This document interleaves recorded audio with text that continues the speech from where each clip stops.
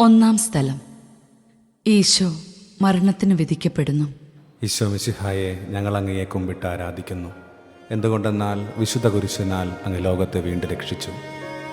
കണ്ണടച്ചിരുട്ടാക്കിയിട്ടുണ്ടോ? ചുറ്റുമുള്ള സത്യമൊക്കെ കാണാതിരിക്കാൻ അത് നല്ലതാണ്.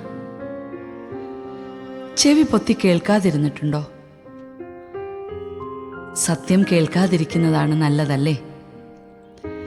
സത്യം പറയണമെന്ന് തോന്നിയിട്ടും വായ് പൊത്തി സംസാരിക്കാതിരുന്നിട്ടുണ്ടോ? അതും എളുപ്പമാണ്. അവനും വേണമെങ്കിൽ കണ്ണടച്ചിരുട്ടാക്കാമായിരുന്നു. പലതും കേട്ടില്ലെന്ന് നടിക്കാമായിരുന്നു. സത്യം വിളിച്ചു പറയാതിരിക്കാമായിരുന്നു. അവനങ്ങനെ ചെയ്തില്ല.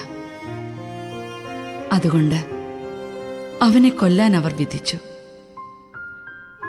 അവനെ ക്രൂശിക്കുക എന്ന് എല്ലാവരും പറഞ്ഞപ്പോൾ ക്രൂശിക്കരുതെന്നും പറയാൻ ആരും ഉണ്ടായില്ല. കൊല്ലരുതെന്ന് ഭാര്യ പറഞ്ഞിട്ടും പീലാത്തോസ് കേട്ടില്ലെന്ന് നടിച്ചു. അവന്റെ നിരപരാധിത്വം കാണാതിരിക്കാൻ അവർ കണ്ണുകൾ കൊട്ടിയടച്ചു. എന്റെ മകൻ അങ്ങനെ കുരിശുമരണത്തിന് വിധിക്കപ്പെട്ടു. മനുഷ്യന്റെ കണ്ണുനീര് സഹിക്കവയ്യാതെ മനുഷ്യനായവനെ അവർ കുരിശിൽ തറയ്ക്കാൻ വിധിച്ചു.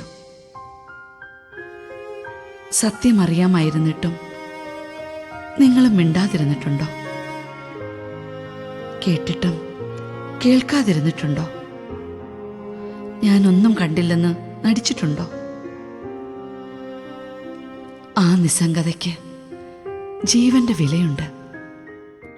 ഓ മറിയമേ, കൃപയാൽ നിറയ്ക്കണേ, കുരിശിന്റെ വഴിയിൽ എന്നെയും ചേർക്കണേ.